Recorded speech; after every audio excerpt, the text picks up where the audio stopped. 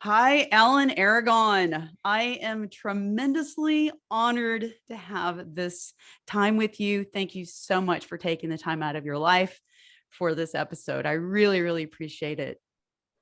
Anna, you are one of my favorite people, so I am super, super stoked to be here. So thank you for having me.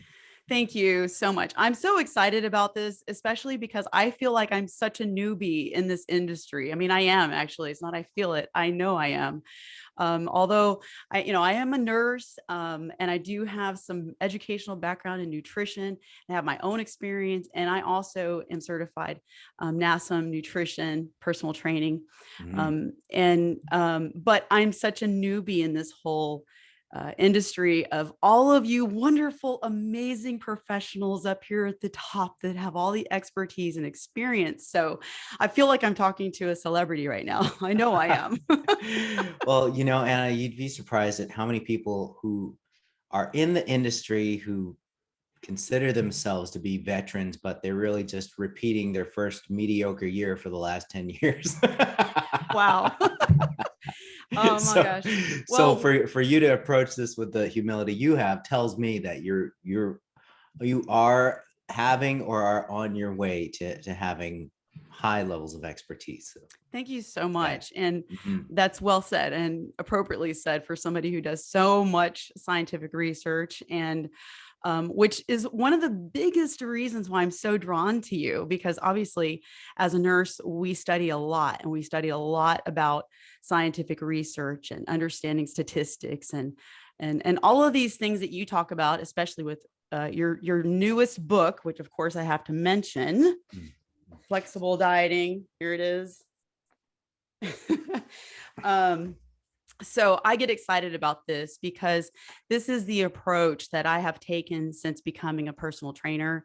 And actually, in just my own health and fitness, is the approach Mhm. understanding the basic science behind what we're doing for nutrition and for fitness. And that's how I teach my clients. And so it's like, it's not my program. This is just science. And I love how science Mhm. continues to evolve and we learn so much from it. So that's why I'm just super impressed with you. And I want to tell my audience right now, this is Alan Aragon.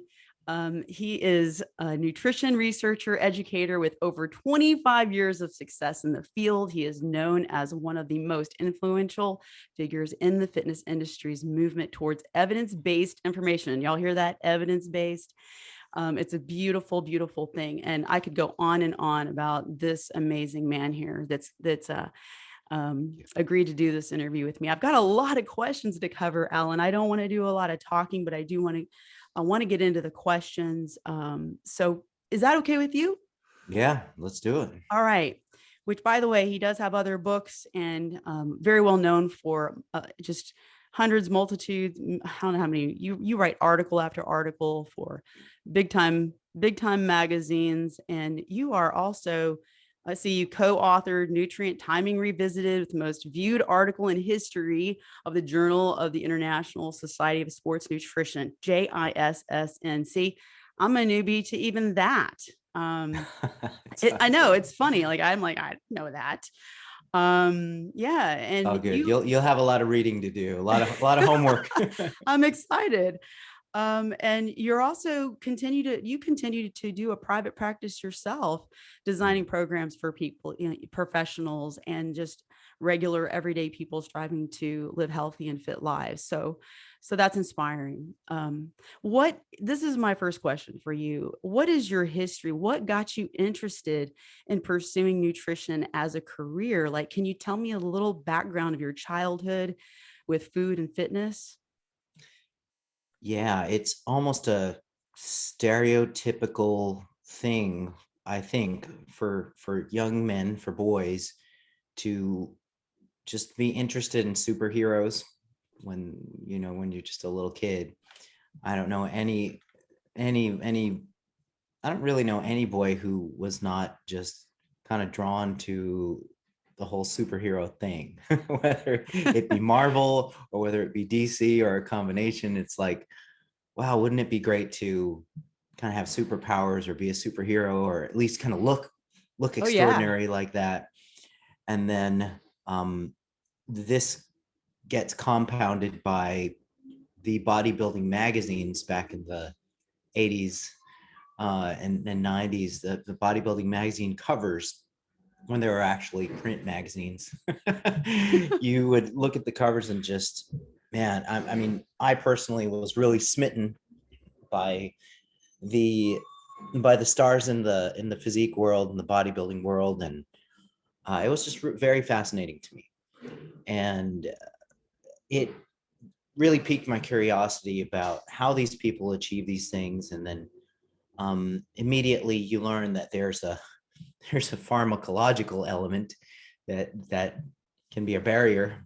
But I eventually learned that there is a scientific element to the training and the nutrition involved with physique development. And so I myself am not necessarily somebody who's drawn to the extremes of competition, but I've always wanted to strive for some degree of excellence in whatever I spend some precious time doing. And so I just pursued that. And I didn't pursue that right off the bat, Anna. I was an art major for a year and a half before I switched over to being a nutrition major. And so that's kind of the weird part of my educational journey.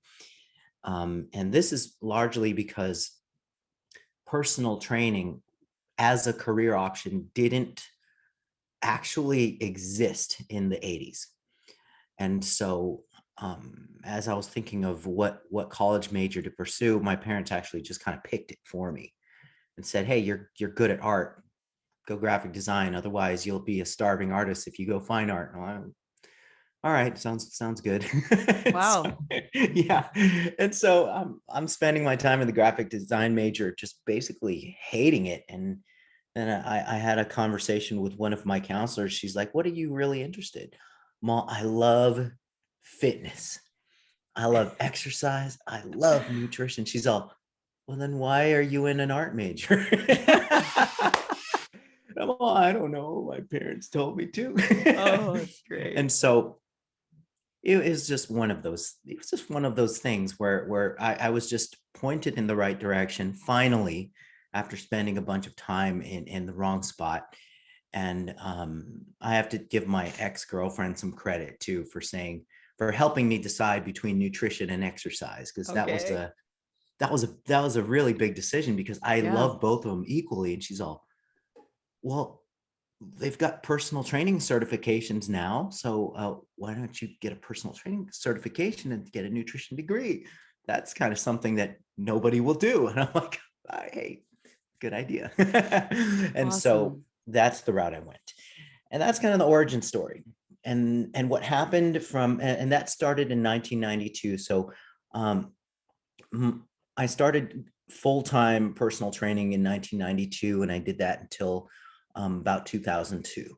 And then from 2002 to 2012, the following decade there, I mixed personal training with nutritional counseling.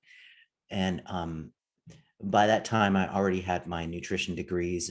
And so from 2013 to the present day, I have mostly been doing research and education, and publishing a lot of the articles and the studies that make up the practice guidelines of coaches and personal trainers and Amazing. dietitians today. Amazing. So yeah, my colleagues and I, we're kind of the footnotes at the bottom of the papers now. Amazing. Amazing. Yeah.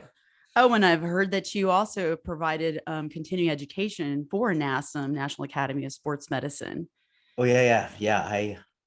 I built the framework of the nutrition coach You certification, did that. and I Holy picked cow. So I the studied all your subject matter stuff. experts. And yeah, Yeah, I studied your nutrition yes, I training.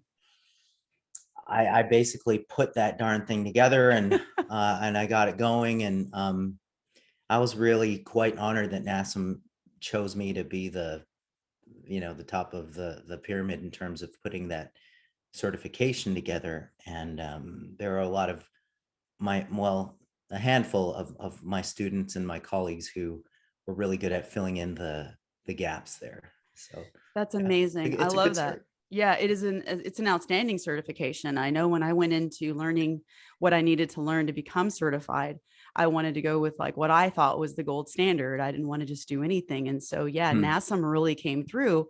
And when I was studying the nutrition for coaching, I was Mhm. like, whoa, this is no joke here. This is pretty in depth. It was very thorough. I was very impressed. And I still go back to a lot of that stuff when I have questions or want to just go refresh my mind on those things. So I feel like I'm so happy that I studied your training. Well, yeah, it was a great experience. I actually didn't see the completion of the certification all the way to the end. So I'll take responsibility for the basic framework of it, and whatever voodoo they may have injected towards the end of the project, Very cool. I'm gonna keep my hands Very cool. I got you there. on. Well, I do want to talk about nutrition here in just a second, but on a personal note, if you don't mind, outside of nutrition, I'd like to know what things do you do? What do you enjoy to do with your free? Nobody has free time, I know, but on the time Yeah, that you want to spend doing something enjoyable, what do you like doing? this is a great question that nobody asks. So this is really cool. Okay, so I'm forgetting how old you are, and I'm certainly not going to flat out ask you your age, I'm not but old, but I'm not old. Yeah, I am older. I'm 51, Alan. oh, you're 51. So you're older than Yes. me. Hello. You're Yeah. older than me, and you just look incredible. You look awesome. Oh my goodness. So Thank I you. remember the first thing I said to you when we met. I'm like, "Why are you so buff? Why? What's going on here?" You came and asked me, what's up with what are you training for? Why do you have such muscles, such muscle definition? That's what you said. Yeah, I'm like, why? Give me some answers here. Just because I like it. Oh, it was great. It was a great meeting. But so okay, so you can definitely you can relate to being 50, north of 50. Yeah.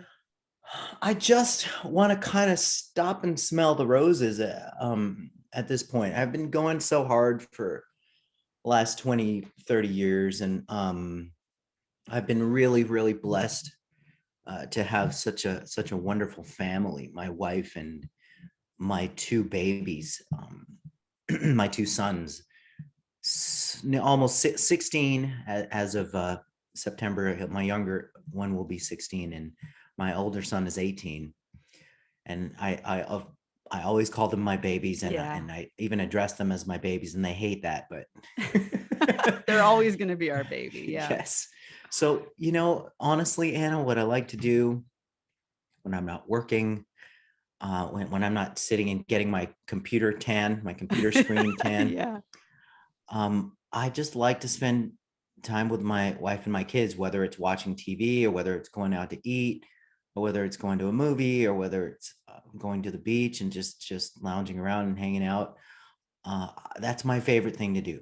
That Yeah. that is genuinely my favorite dang thing to do is just chill out with my wife and my babies. And it's just so boring, man. I'm one of That's the not most boring. boring I people. don't think that's boring at all. I absolutely love that. And I see that in your stories and everything that you share. Just the love, the passion you have for your family and your wife. It's a beautiful thing. And I think more people need to do that. So I think that's amazing. I don't think that's boring at all. Oh, Thank you okay. for sharing Okay. that. You're Really welcome. appreciate that. All right. So let's talk about all this exciting stuff. Nutrition.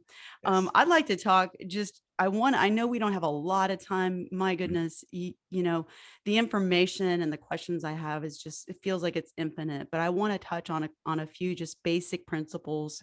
So talking about the macros, the main macros, the Mhm. protein, carbohydrates and fats. And I just wanted you to touch on these and tell us, like, let's start with protein since that one is the proteus, the Mhm. most important of them all. Can you give us what you would say is the recommended amount, athlete versus average person, and how that relates to maybe even older adults, and if that's a difference there.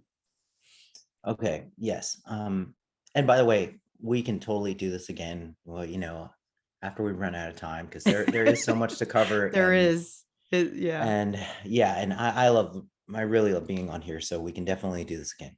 Cool. Okay, so protein is the overview of protein requirements is that we have had this long-standing idea that was filtered down from very old research done in the 1970s, and that hasn't changed since then. The RDA was formally put out in 1980, and the RDA for protein is 0.8 grams per kilogram of body weight, and that was based on sedentary folks, and the method that was used was, it's called the nitrogen balance method, which is a crude index of bodily protein status. And nitrogen balance isn't always an accurate reflection of what's going on with lean body mass or muscle mass in particular. And so the march of research since the 80s has bore out a consistent story that in order to optimize not just body composition, but also clinical parameters, also health parameters, we need at least 50 to 100% more protein than the RDA.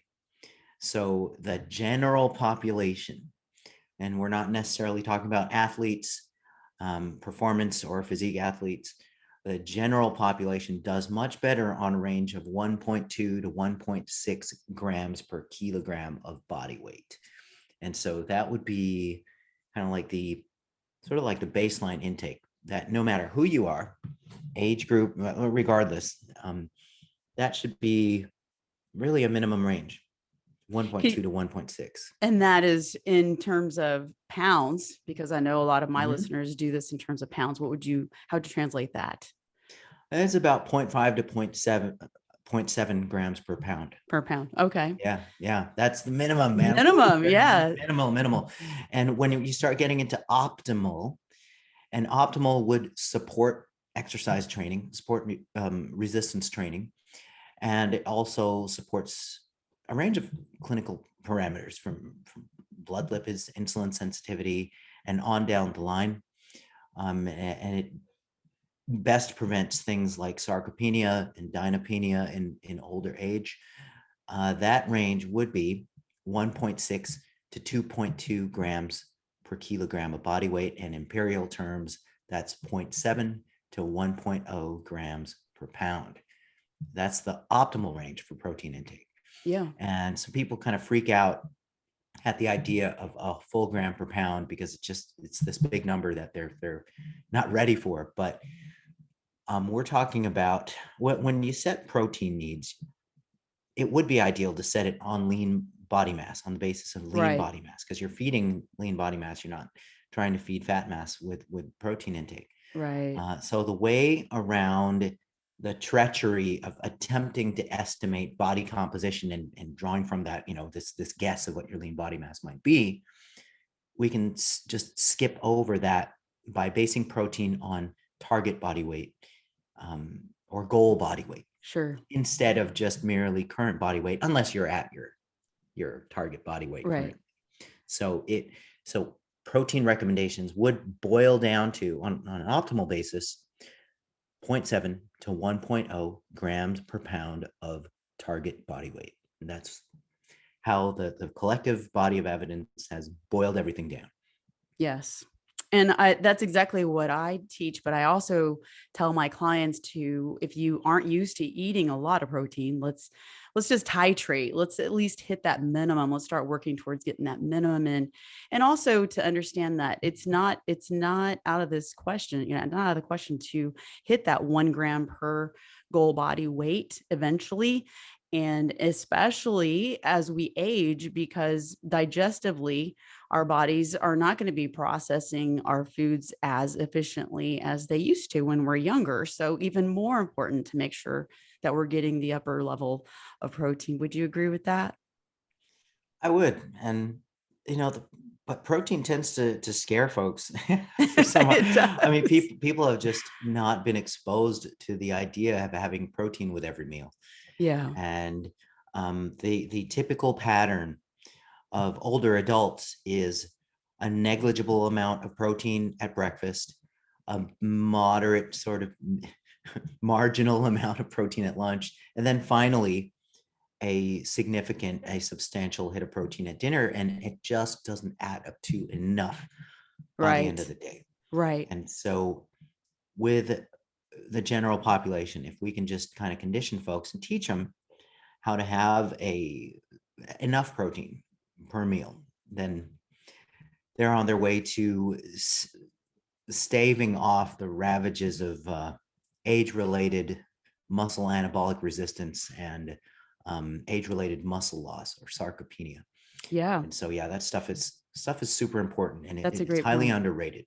Absolutely. And one way that we can help our clients or help people understand that it's not so scary is to take that number that you're going to calculate for the day and just divide that up over several meals for the day so it doesn't feel so overwhelming. Do you have any other Mhm. ways that people can bring in more protein that are Yeah, some? yeah.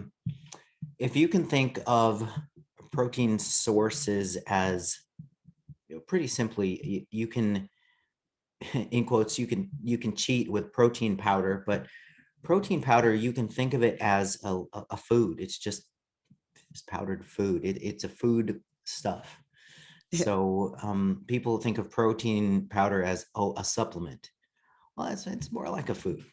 It just happens to be processed in a certain way. And protein powder is an exception amongst foods, amongst the processed foods, in that it's nutrient dense and it results in favorable health and body composition outcomes. So with most foods, you want to go less processed. But protein powder, it happens to be a processed food that's very, in quotes, functional, Okay, and that's good. it works for a lot of different purposes. So it's really easy when you cozy up to the idea of using protein powder in the day. It makes it really easy to hit your protein targets, Okay, that's because good. a couple scoops of protein can be some people's, like a third of people's whole intake Right, for the day. right. That's true. Or gosh, if you're a small enough person, it'll be close Yeah. to half of your protein needs, and then the rest you can take care of with uh, meat, fish, poultry, dairy, eggs, uh, and any of the plant-based protein options, legumes, and then you just get incidental protein from the vegetable and grains component of the diet, if you happen to eat that Right, stuff. right. Well, I'm glad And to hear that about the protein powder because mhm, I tend to tell my clients the goal is to eat foods, real foods like meats. mhm, mhm. But if you have to supplement, that's what I call it. But you're saying it's not necessarily a supplement. Protein powder is a great source of protein, so that's great to know. And I use protein powder almost daily because I'm Mhm. trying to hit those protein goals. And I mean, there's only so much meat I can handle. Yeah, yeah. Well, the thing about protein powder versus meat, that you raise a certain an important idea here, because ideally, if somebody is having issues with controlling their appetite, then the more solid the protein source, the more you have to chew it, versus just boom, drink it down, the more Yeah, satiating it is. true. So, I so like that. protein sources like meat, fish, poultry can have a slight edge over protein powder in the aspect of satiating capacity, or the Okay, ability to control hunger. And for some people, they work just equally. But that's true. for others, they just get more satisfied when with the other sources other than protein powder. So yeah, That makes yeah, a lot there of there sense. is that. There is that. Yes, there is that. Being able to chew a piece of food, it's going to take longer to eat it, and your mind is actually, thinking about what you're eating. Takes longer, right? So that's good. But there are Yes. some protein powders Mhm, that digest quicker, like whey is a quicker protein powder that digests mhm. quicker than a casein, those kind of things too. So I mean, there's that, but I'm glad to know that we don't need to necessarily call protein powder a Yeah. supplement like that I've Yes. been calling it. So that's good. Yeah. It really is a wonder of engineering. It's just basically milk with the water and the carbohydrate and fat components removed. And True. so you've got protein and you've got these micro constituents within the matrix of the protein. It's still a food. It just happens to be engineered for convenience and concentration of protein content. Right. So yeah, Yeah. it And still has exactly. the goodies in there. Yes. And exactly what you said, because a lot of my clients are trying to lose fat, lose weight, and it's going to help them. It's going to definitely help them hit their calorie targets and not feel like they're always craving and hungry, and keeping them satisfied. So, and yeah, giving them the protein that their bodies need. Mhm. So, I'd like to touch on carbs, because I Mhm. know that there are many people out there that think carbs are evil, and protein, carbs, and healthy fats are essential to our diets all day, every day. So let's talk about carbs. What is the recommendation, and what is the importance of getting our carbohydrates? Yeah, carbs is carbs and fats. They're really the most flexible nutrients within the diet as far as the amounts that get consumed. So once you've established how much total calories you need to consume, and of course you've established your protein target, the rest of the calories are really flexible in terms of in terms of proportion of carbs and fat in the diet. That can be it's there's just an unlimited number of permutations of dietary fat to carb proportion. And so with carbs, the goal can influence the limits, though, the upper and lower limits. So with carbs in particular, if the goal is, if there's no athletic goal involved, and Okay. the goal is, let's say it's just weight loss or fat loss, it honestly doesn't matter how much carbs that you consume. If you go too low with carbs, like let's say, let's take a hypothetical scenario where somebody tries to avoid carbs altogether. I mean, that's still, in theory, you can still do that, but most people won't be able to sustain it in the long term. Right. And when something is unsustainable in the long term, it's not optimal. Right. because Right. I mean, Yeah. adherence is everything. Sure. So now some people prefer low carb intakes. Some people prefer very low carb intakes, and that's perfectly fine.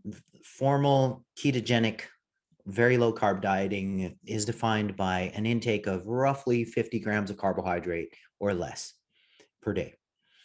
Or some people would define it as 10% of total calories from carbs or less per day. Okay. So, but it's a little bit more objective to say 50-ish grams of carbs per or less per day constitutes the classic ketogenic diet.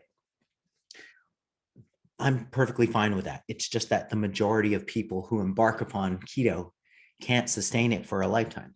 Right. And in fact, in the majority of studies that look at ketogenic diets versus a conventional high carbohydrate control diet, the the group of subjects, the group of participants assigned the ketogenic diet, they usually triple their carb intake gradually over time by the 12-month mark.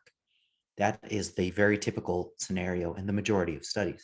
So there's something about strict ketogenic diet that the majority of the general population just cannot sustain. Right. And for the minority that prefer keto and can sustain it, more power to you. Fine and good. Um, now, if we look at a different goal, not fat loss, but let's say muscle gain, ketogenic diets are not conducive to it. It's possible to gain muscle on a ketogenic diet, but it is a highly inefficient way of going about it, because ketogenic diets they have a way of making it difficult for people to run hypercaloric conditions, or to run a caloric surplus necessary to optimize growth. So ketogenic diets are, I mean, they're really great for weight loss and fat loss, at least in the temporary term, as long as you can sustain it. And unfortunately, not everybody can sustain it. But while you can sustain keto, they're really good for weight loss and fat loss. But for muscle gain, Number one, your appetite is going to be relatively low. So it's going to be difficult to run hypercaloric conditions. And number two, you're going to have lower resting glycogen levels. So glycogen is your body's stored form of carbohydrate in the muscles and in the liver as well. But your muscles will not be as full, and they just simply will not have the same kind of volume. And your performance in glycolytic and high intensity activities will suffer Okay. if you're running linear keto. So those are some of the main mechanisms that make keto not ideal for the goal of muscle growth. But for fat loss, it'll work as long as you can sustain it. Yeah. So we can talk about other stuff like carbohydrate quality. Yeah. That's kind of a potentially an important topic for people on high carb diets, because when we have a lot of carbs coming in, and same thing with fat. If you're on a high fat diet, the higher the proportion and amount of the nutrient you're taking in, the more important it is for you to pay attention to the quality of the and the food selection. So since we're talking about carbohydrates as a general principle, the less refined and the less processed, the better. So if you're going to get most of your carbohydrates from whole and minimally refined foods, then that is the way to go. The whole the sugar debate and sugar scaremongering is a big thing in the Yeah. health and diet sphere. But we have to distinguish between added sugars and intrinsic sugars within whole foods. Yes. So extrinsic sugars or added sugars would be sugars that are added to the diet, free sugars, so to speak, that are added to the diet, like sucrose, high fructose corn syrup, which is just basically like sucrose or table sugar, Right. syrups, and even to a degree things like honey. But honey has some special magic to it that it's kind of a little bit of a rabbit hole. But added sugars are really, they have the most problematic potential from a public health standpoint. Sure. And intrinsic sugars within fresh fruit and within milk, the body of evidence supports their favorable effects on health and body composition. And that's because of the vehicle that those sugars exist in. You're looking at a high water, usually a high fiber, if we're talking about fruits, Right. high micronutrition, Yes. low calorie delivery Yeah. vehicle. Right. And so the whole food matrix of fruit, even though it's macronutritionally, it's just a bunch of sugar and some fiber. Micronutritionally, it's great. And it has got fiber, and it's got a bunch of water, and it's nutrient dense, calorie sparse, and it actually adds to the quality of our carbohydrate intake when we include whole food carbohydrate sources like fruit, like potatoes, like peas, beans, corn, yam, squash, all of those things. And grains, the grain group, is sort of a double-edged sword. Yeah, I mean, you've got whole grains and you have things that can pass as whole grains, and Mm-hmm. you have whole grain products. Grains are kind of a double-edged sword because a lot of grain products are usually combined with fat and sugar and salt, and they're packaged up in hyper palatable units that are easy to passively Sure. overconsume for a lot of folks. So yeah, I know I'm kind of going off on the Well, I carb think, thing. well, it's the thing that I'm thinking about is especially women, because I work with women mostly. And I'm thinking about the woman that is staying away from carbs because she thinks that she needs to not eat carbs so she can lose weight or lose fat. But carbs are not evil, and we need carbohydrates. We need especially the complex carbohydrates for performance, for energy. Our body needs energy, not just to perform athletically, but just to perform every day. Our bodily functions require the energy to function. That's why we need to have some carbs in our diet. But yes, like, what is the quality of the carbohydrates that we're eating? That's exactly what I tell my people. If you want to do this right, then just eat real foods, eat your vegetables, make sure you're getting plenty of vegetables, plenty of fruits, whole grains. And those are the types of foods that your body is craving and needs so that you can live, have a metabolic functioning that's efficient. I believe strongly in that. Not to say don't ever eat processed things, because that's not necessarily sustainable in Mhm. life and what we're just trying to have a balance in life. But just overall is mostly eating carbs is not bad, I guess is the whole point that I'm trying to bring out here. Yes, yes, absolutely. Carbs have gotten a bad rap, and carb restriction has gotten this undeserved health halo and this undeserved kind of a pedestal that people put carb restriction on, and the carbs are bad thing is very pervasive, and it's based on, well, a lot of the literature that has compared carb restricted ketogenic diets with conventional high carb control diets. A lot of that research has not taken the care to equate protein between the conditions in the comparison. Okay. And usually, and there's a lot of research showing the low carb conditions just beating the high carb conditions for weight loss and fat loss. But that's because the low carb conditions had higher protein, like sometimes double the protein Right. of the, the high carb conditions, where you have to control the variables properly Yes. in order to run an experiment that looks at what you're trying to compare with. If you're trying to compare carb proportions, then you've got to match protein Yes. I between love it. the two groups. Exactly. So all studies, literally all of them, that rigorously match total calories and protein intake, but have highly disparate amounts of carbohydrate and fat, they all lose the same amount of body fat by the end of the experiment. And so this is something that a lot of folks are unaware of. A lot of folks who push carb restriction as the answer, they're unaware of properly designed experiments that match protein. Yeah, Yeah, absolutely. Man, we've really talked a lot about carbs here. you betcha. I'm thinking I got a lot of questions here I'm not going to get to cover. I know, Um, I know. I knew, it, oh man, it's when all you said, right. I when you understand said what we you're have like saying. 40, 45 minutes, I'm I like, know, okay, like, whoa, we'll we'll get through just like 2.5 questions.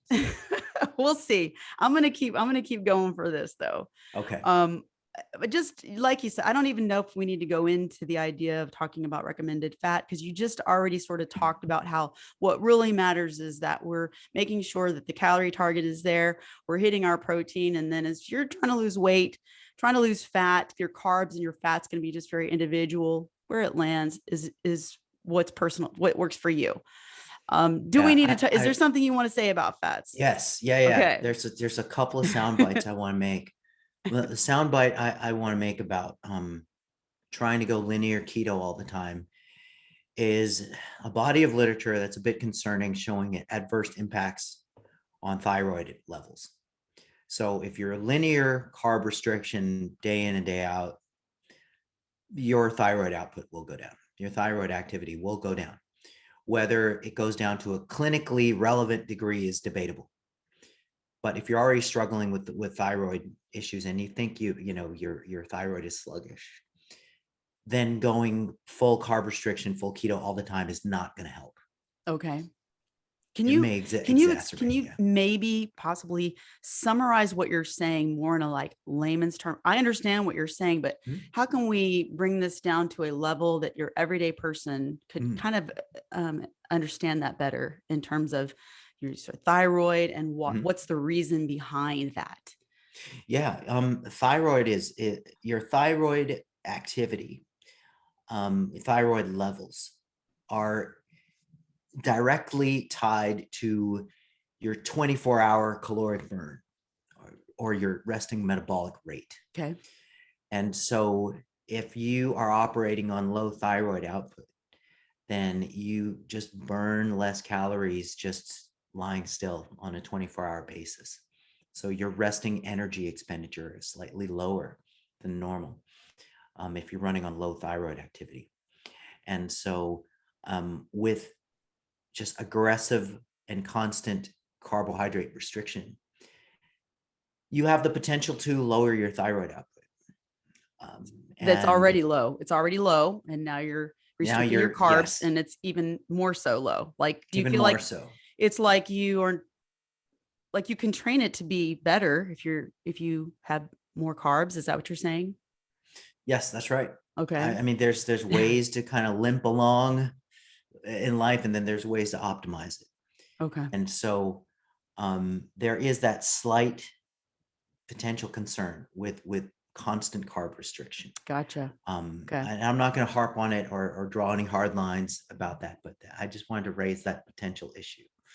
So Right. that's a little soundbite I wanted to talk about with carbs. So the soundbite with fat, if you go constantly low fat, too low fat, and the lower threshold is right around 0.3 grams per pound of body weight. That's the lower threshold of fat intake that most people really shouldn't go below. When you constantly go below that, then you really compromise your body's ability to produce testosterone. And so even though women have like 10 to 20 times less testosterone than men, Yeah. you can still compromise your body's ability to produce a healthy level of testosterone if you're constantly Right.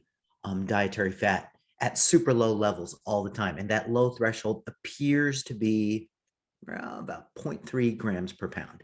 And that proportion of the diet wise, it usually translates to much below 20% of total calories Okay. from dietary fat is Okay. where we start seeing these major differences in testosterone levels compared to higher fat Yeah. diets.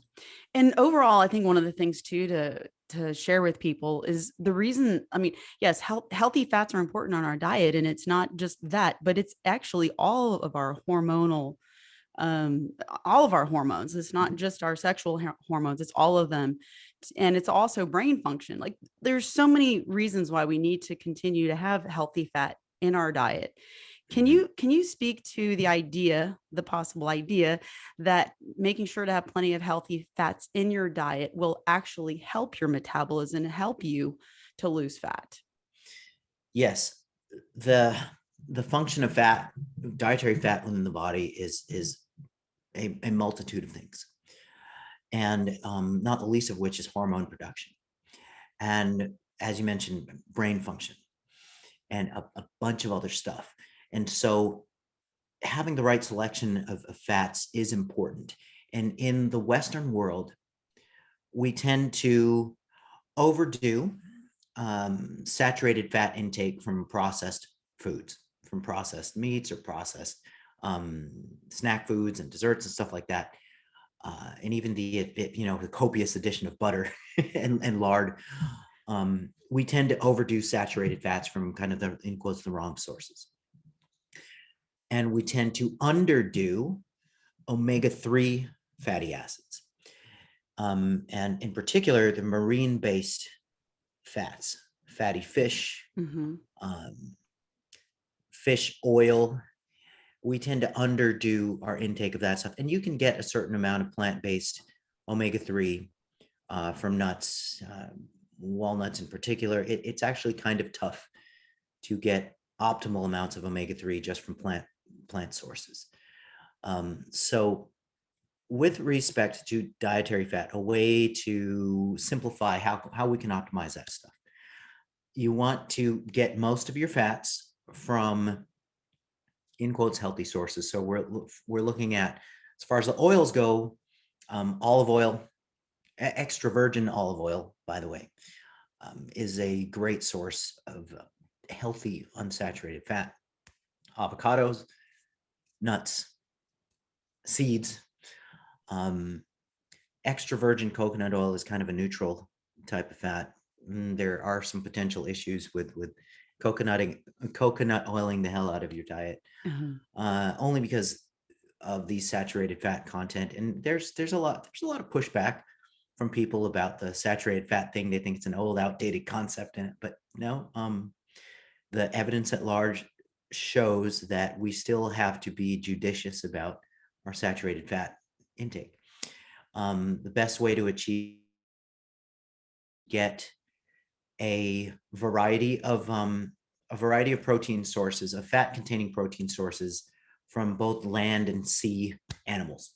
You don't want to just load up your diet with fatty meats, especially processed fatty meats. You want to be able to get a mix of meat, fish, poultry throughout the course of the week.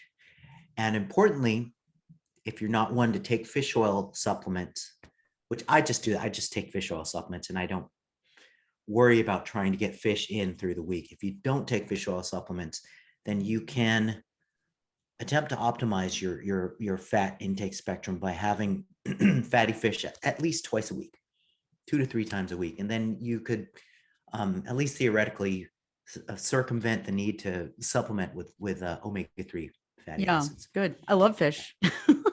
Yeah. I So love if it. you consume olive oil, nuts, avocados, maybe not necessarily, and fatty fish oil, not necessarily through the course of every day, but at least through the course of the week, Right. then you're doing what you can to Yeah. optimize the food selection and the type of fats that you take in. Love it. Man, I'm going to go on. If you have the time, I'm just going to make this a long podcast because this is just good Let's stuff. go. Do you Let's do it. mind? I Okay. don't This is going to be mind. like the extra special long podcast. Just because I've got some questions I really want to talk about today. So you were talking about how whenever we minimize or restrict certain things that we can actually compromise our efficiency of our metabolism, Mhm. right? Mhm. Sounded Yeah, like. yeah. Mhm. So I want to talk about something on a personal, I'm going to tell you something about myself, and I want to get your take on this because I think this could help other women too. I lost over 60 pounds. I've been maintaining now for over 4 years. And I am I would say I'm pretty relatively fit, athletic. And sometimes I get to where I'm feeling a little bit more fluffy, I'll go into a little mini cut. And then I've been doing that. I had kind of gotten myself sort of in a pattern where it's like, what's lean enough. I know everybody kind of has their own what's comfortable for them, and I don't find that maintaining a real lean physique is sustainable. I don't even think it's healthy in terms of how the lean that I was getting at. But from time to time, I'm just wondering, is there a time if I am at a certain caloric target where I'm maintaining that weight, that physique, and then I do a mini cut, and then I do a little maintenance for a month, and then I do a mini cut. If I went into this kind of a cycle, is it possible that I could be harming my metabolism and causing a metabolic adaptation to where now, man, I'm eating a low calorie amount? It feels like it's like, what am I doing to myself? Is that something? Can you tell me what I can be thinking about and how I can better navigate this? Because this is new to me. I mean, really, it's Sure. kind of new to me trying to maintain my physique. I'm older, I'm Mhm. 51. Mhm. And Mhm. I do like to be lean. But I'm just wondering, I want to get into a point of my calorie intake to where it's like, I know this is just where my maintenance is. I don't know 100% right now because I feel like I've been doing this cycle. Of course, Yeah. I do train pretty hard too. So Mhm. Mhm. what do you think about that, Alan? Yeah, yeah. There are a couple of few moving parts here. So low energy availability is a real thing and an important concern amongst athletic women and certainly amongst competitors. And there's a phenomenon called the female athlete triad, which is driven by low energy intake and overactivity. And sustaining that results in disturbances in the menstrual cycle and cessation in the menstrual cycle, and then disruptions in hormone levels that lead to osteopenia and ultimately osteoporosis. So that cascade of adverse events is a real concern amongst women. So if we're discussing your particular case where you're wondering whether you're going too low with energy intake and or body fat levels on these on an intermittent basis, and whether that's causing maladaptations, That depends on a couple things. It depends on how lean you get, how long you sustain that leanness, and importantly, whether there are negative manifestations associated with that level of leanness. And the negative manifestations would be cessation or disruption of the menstrual cycle, if that still applies to you.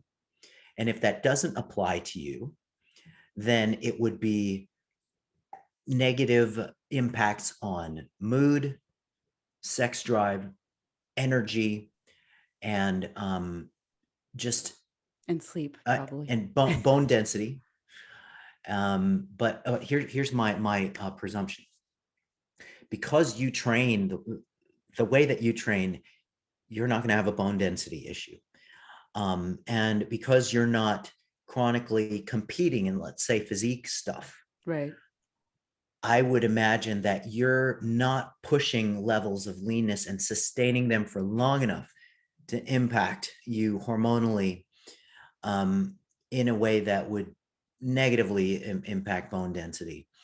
Um, now you told me that you're 51, and I'll just believe you that you're 51, even though I'm skeptical. You might not necessarily have that gauge of menstrual cycle disturbance or cessation to tell you flat out that, oh, yep, you need to eat more, you need to gain more body fat. So there would be some gray area if you don't have the menstrual cycle as a gauge to tell you flat out whether you're not eating enough and whether you're maintaining a degree of leanness that's too lean. So with women and body composition, the statistical norms for healthy body composition in women is right around 20% on the lower end to 30% on the upper end.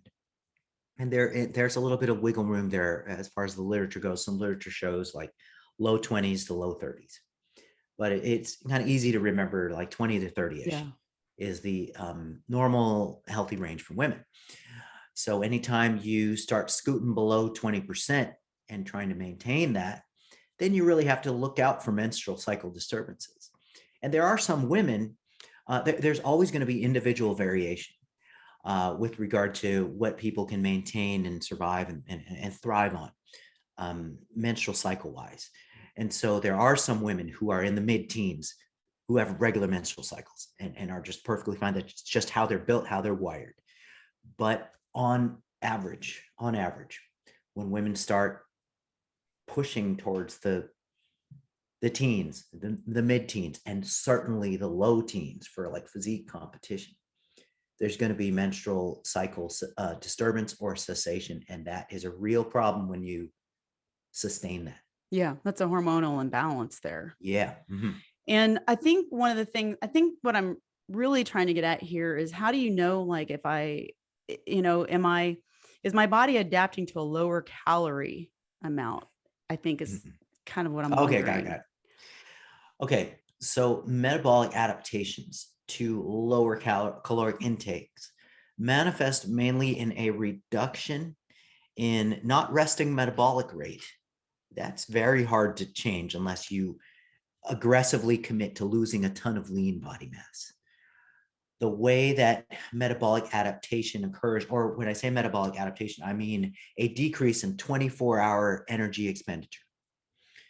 The way that you can kind of insidiously force that to happen is if you diet for very long periods of time and your non-exercise activity creeps down kind of behind your back. Mm-hmm. So when you think of the big picture of metabolism, part of it is resting metabolism, and the other part of it is active metabolism. Okay. So within active metabolism, within that component, there are two major subcomponents, which are your exercise-based energy expenditure and your non-exercise energy expenditure. So what tends to drop down sneakily behind people's backs is the non-exercise energy expenditure component. And in the jargon community, we call that NEAT, or non-exercise activity thermogenesis. So NEAT will creep down as people chronically diet. And Yeah. that's the real part of metabolic adaptation. And that's really where metabolism really starts slowing, is your NEAT drops. Right. Like when we're sitting here for a podcast for over an hour. Yeah. Yeah. Like a Right. lot of sitting at the Right. desk. I need to go for a walk every, so often. Yeah. Right. And, Oh, sorry. Go ahead. well, I was just going to say, when people mistake a slow metabolism for a drop in NEAT all the time. Yeah. And when people get older, they say, oh, my metabolism's slowing down. Well, actually, you're sitting a lot more. You're walking 10% slower, even across the house. Yeah. And you're fidgeting a lot less. Lot less. Yeah. Yeah. Yeah. You're just more sedentary. Right. And this is a thing, because I have many women that come to me, many clients that come to me from a program where they are dieting for years and years and years, and they have been dieting.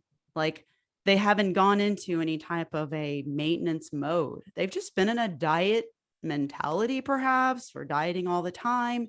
And some of them come to me and may very well be in that place of their calories are just really low, because this has been going on for so long. Can you talk to us about that, and what Yeah. does a woman do at that point? Yeah. There is a phenomenon that I like to call diet fatigue, where if you're dieting for a long enough period of time, you are suppressed in terms of a couple things. You're suppressed in terms of non-exercise activity, like you're naturally just fidgeting less, bobbing your head less, and moving around less, and even in your sleep. And you're also more susceptible to episodes of overeating, passively or purposely, and even binging. And just psychologically, the process of dieting is just kind of worn down on you. And people who have been dieting chronically for months and sometimes years are often way overdue for a diet break. So just a break from restriction, a break from conscious restriction of food intake. And when somebody has a lot of weight to lose, it's not a good idea to try to lose it linearly without any breaks. It's almost like telling somebody to just walk to China without ever sitting down.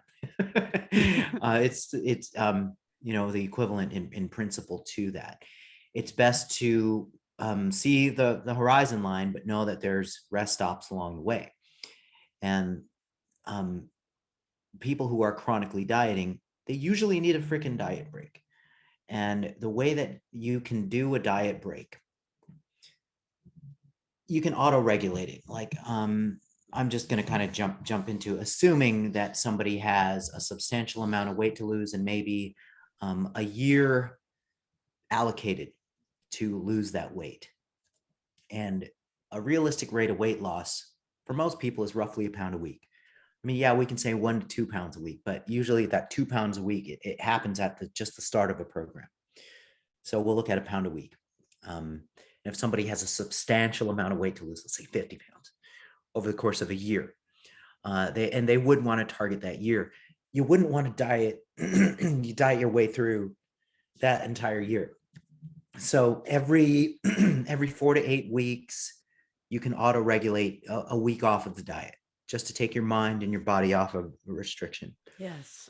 And a diet break, some people can sustain it for more than a week, but if you're instituting a diet break in the midst of an active diet, I've found, just in my observations, that limiting it to a week is typically the best way to go. And it kind of gives people a chance to relieve that psychological fatigue and take their mind and their body off of the restriction, refill some of those glycogen stores, and then just reset their commitment and their compliance levels.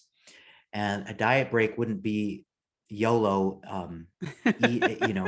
eat as much as you want of Right. anything you want. It's more of a just lift off the conscious restriction, eat back to relative maintenance levels, and just be a lot more loose in terms of the targets. Yeah. And then you can Yep. get back on the dieting train after that. Something that I wanted to mention with respect to long-term dieting is that people need to know that plateaus are part of the process. So somebody who embarks upon like a 50-pound weight loss, they have to know from the outset that plateaus are going to happen, and you shouldn't get discouraged from weight loss plateaus, because weight loss plateaus are a good thing, actually, because the body is doing its job. You can think of the body as an adaptive survival unit. The body is doing its job to survive when you hit a plateau. So there's two main reasons for hitting a plateau. One of them is non-compliance or compliance inconsistency. And the other reason is you actually hit a new maintenance point. You actually hit a new equilibrium point, and that is a legit reason for a plateau. And you can look at a plateau as a stagnation of progress. Let's take weight loss, for example, a stagnation of weight loss for a full 4 weeks or more. And with women, you can't judge a plateau in under 4 weeks, because a lot of women, for a lot of women, the menstrual cycle can cause fluctuations in water weight that can deceive you in terms of what happens with body composition. So you have to run a full cycle, from the full 4-week cycle, to judge whether or not you're at a new equilibrium point or at a plateau. And if you can shift your mindset about plateaus as being a bad thing, then that'll reduce the tendency for people to just be the same for 4 weeks and go, okay, if this thing is not working, it's time to look for the next best diet or the next best program or the next best diet book or diet fad. And people need to see plateaus in a different light, that the body is just doing its job to survive. And plateaus are supposed to get longer as you run into them. As you get closer to your goal, the plateaus are supposed to get longer, and the drops down towards the plateaus are supposed to get more and more subtle, and actually of less magnitude as you go along. So plateaus are a whole other topic that I just Yeah. kind of go off on. But the main point that I want to make that may help people is that usually the ultimate goal is a plateau. So you can think of plateaus along the way to that ultimate plateau as not these failures or these stagnation points, but rather think of them as maintenance practice. And so instead of thinking, oh, progress plateau, you think, oh, maintenance practice. And you can think of maintaining a certain degree of progress as a legitimate goal. Then you've kind of won the battle there, because maintaining a certain degree of progress en route to the ultimate goal is very difficult to do. And if people can actually practice attaining that and maintaining their progress, even though they're not at their ultimate goal, then you're winning the battle. Yeah. Because maintenance is progress. Mm-hmm. Yes. But that does cause a question in my mind to, like, you get to a plateau, say you have been dieting and you've been at a caloric restriction of I'm just going to give hypothetically 1,800 calories, and you get to a plateau for 4 weeks. What do you do then? Do you have to lower your calories? What do you do at that point? Now what? You have to first realize that most people underestimate their caloric intake. Most people who embark on weight loss, they underestimate their caloric intake on average about 20-ish% up to 40%. And this can come down to an underestimation of, 500 to 1,000 calories. And this has been documented in the literature. And so when somebody is swearing up and down that they're only eating, for example, 1,200 calories, they're usually wrong. Now, if somebody is swearing up and down that they're eating X amount of calories, but they're not losing weight, you can't just progressively lower caloric intake, because it hits a point where quality of life goes down, and it hits a point where it's just unsustainable. So the solution usually is, hey, it's time for a freaking diet break, to maybe shift our goals, at least temporarily. There is some very interesting research by Clark and colleagues. I believe the study was done a few years ago. It was actually a very interesting 2-year study on subjects with obesity. And what they did was they took the focus completely off of weight loss. They had them not even look at the scale, don't even think about the scale. What we're going to do is we're going to focus on gradual progression of exercise performance, both in the strength and the endurance fitness.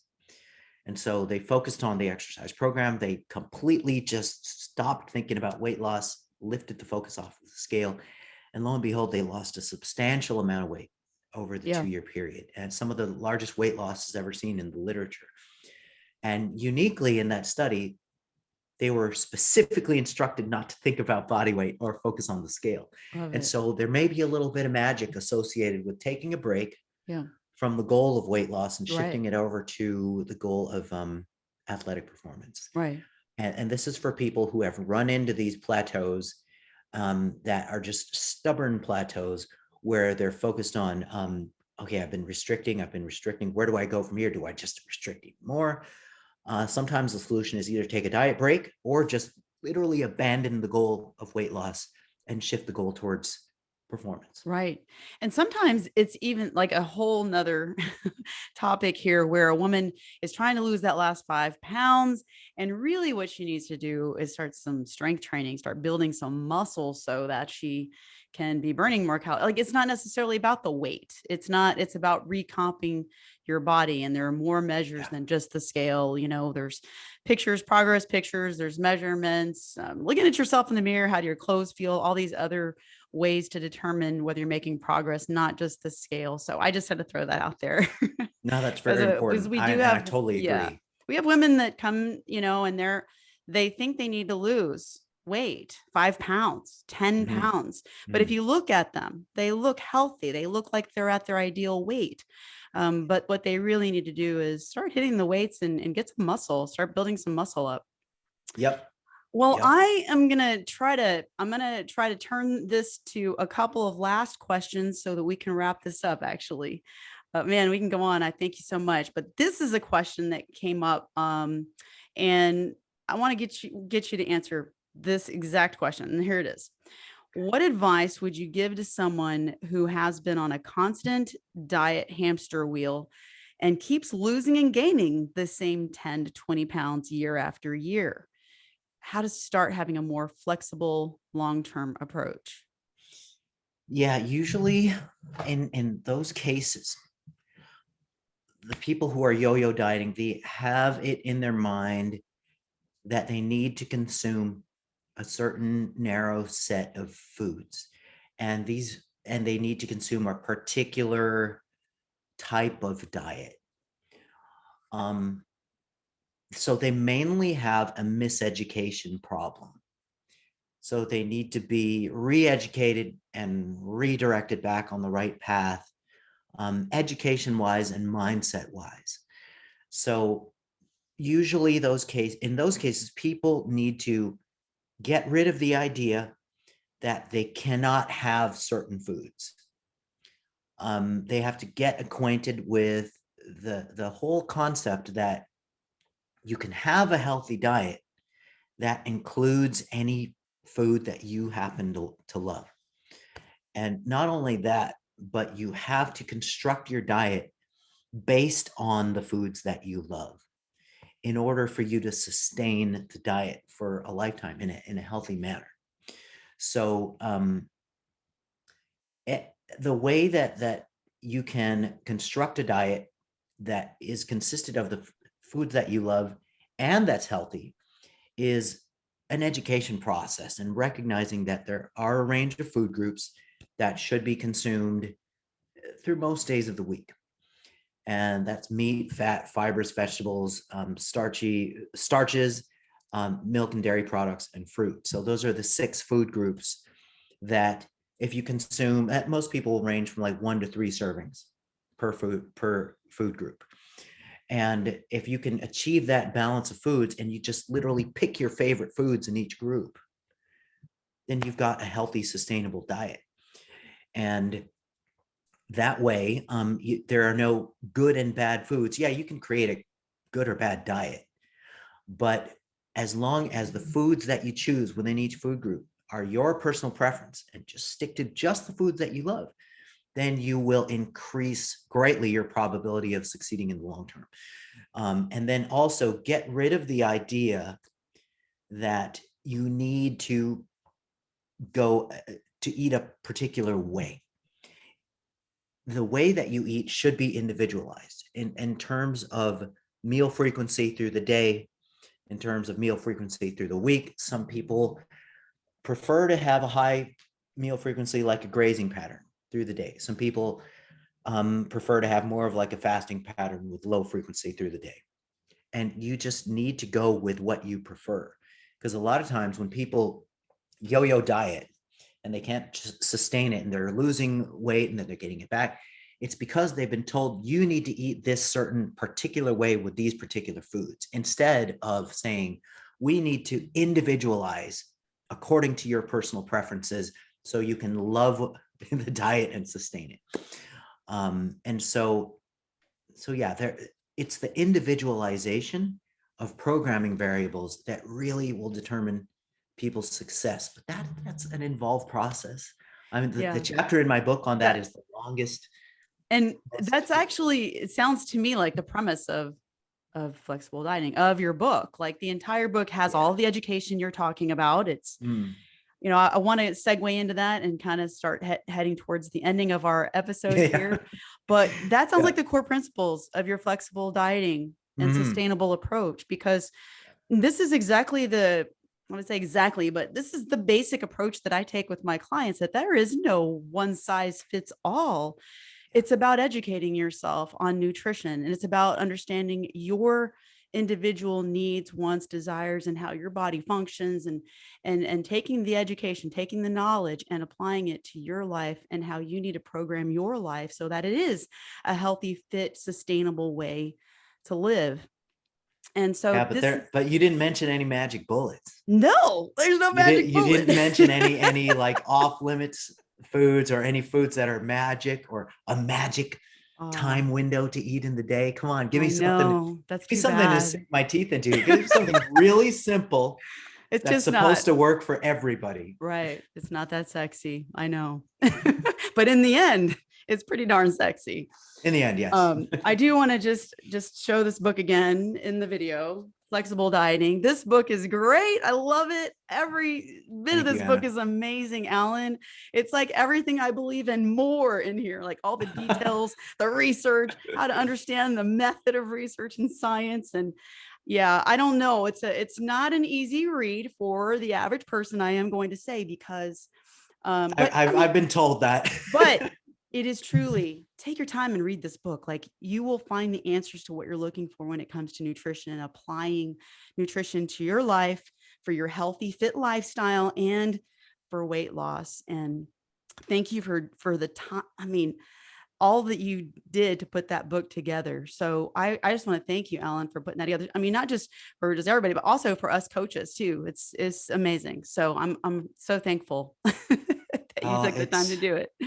Hey, you know, it's my passion, and I'm happy to have played a role. Yes. Well, thank you.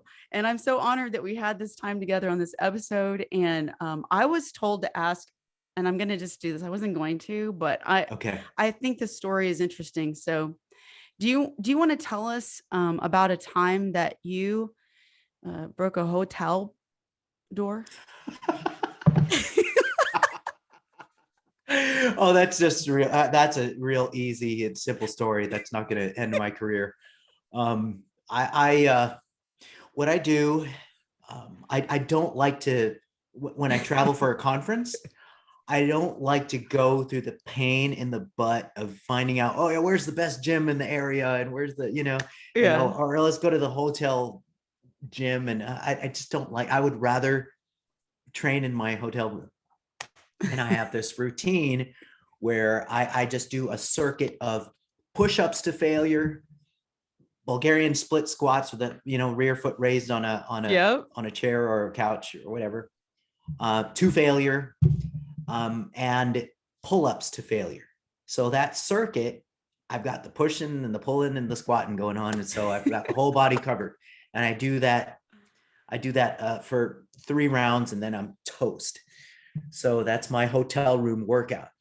The funny part and the broken door comes with the so pull-ups. Funny. It comes with the pull-ups because you can't do pull-ups anywhere in a hotel room except for the bathroom door. You literally swing that bathroom door open, you sling a towel over the top. Uh-huh. But what you really need to do is check for the sturdiness of the door. If you're in an old hotel with a flimsy door, oh boy, and you don't, you're not careful enough, you're going to break the door. Oh my God. I can just imagine. So yeah, I mean, yeah, guilty as charged. I've broken a damn hotel door. Oh my with gosh, that's my hilarious. pull-ups, yeah. So funny. So I see you doing TikTok these days. Can you tell all of our listeners where we can find you online, all the places? Sure. Yeah, I haven't figured out TikTok yet. I'm just putting clips of You're, myself from various podcasts and stuff. well, you're putting great information out there. So tell us where to look. Okay, yeah. So, well, thank you. First of all, thank you. And secondly, you can find me on my website is alanaragon.com.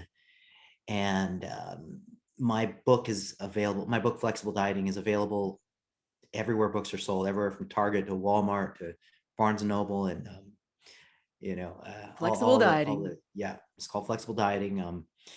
And I do a monthly research review. It's a subscription-based publication that really focuses on the incoming research and keeps professionals and enthusiasts on top of the latest research. Thank you for doing that. Oh yeah, you're welcome. It's my pleasure. And that's basically it. I am active on Instagram and Facebook and sometimes Twitter. I'm active on social media. My handle and on all platforms is the Alan Aragon. The Alan Aragon. Yeah. All right. Yeah. So at the Alan Aragon, you'll find me on Instagram and on Twitter. And I just opened up TikTok. I love it. I saw that. I just opened up TikTok, but yeah. I'm a newbie at that game and just kind of getting started. And I don't plan on dancing and doing dance moves anytime soon. So I don't want anybody to be deceived. Can't wait. Thinking I'm going to start busting moves and stuff. It's but coming. You never know. It's coming. It is coming. I know. I can't wait. I'm scared.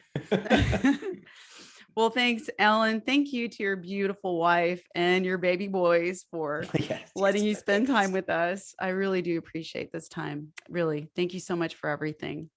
And until next time. You are so amazing. You are so awesome. And like I said, you're one of my favorite people. And I'm so glad you're doing what you're doing in the industry and just being the person you are, Anna. Thank you. I appreciate that. We're having a great time with Rock That Fitness, and I'm going to be sharing all this with all the rock stars there. And I'm excited about this episode. So I can't thank you enough, Alan. All right. Till next time, which I think there's going to be a next time. I hope so. Thank you, everybody, for tuning in. Yes. Thank you. Bye-bye.